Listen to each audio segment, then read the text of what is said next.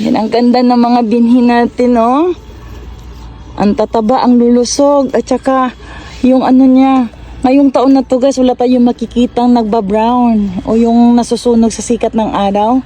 Ayan, ang ganda dahil sa nilagay nating net. Ayan, first time tayo naglagay ng net. Ang ganda, oh. Meron tayong 500, more or less 550 or 40 na nagawa ng mga binhi. Ayan.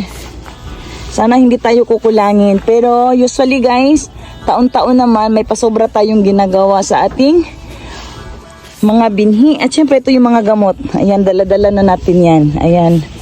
Ayan. Ito yung gamot na ginagamit namin. Ayan, meron tayong 3 klaseng gamot. 1, 2, tsaka ito yung pampataba. Ayan. Ayan.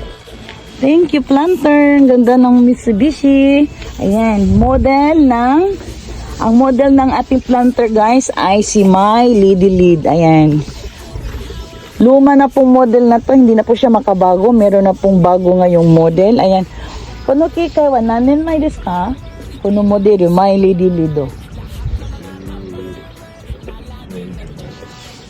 You? 10夜増とかな。 Oh, 10 years na.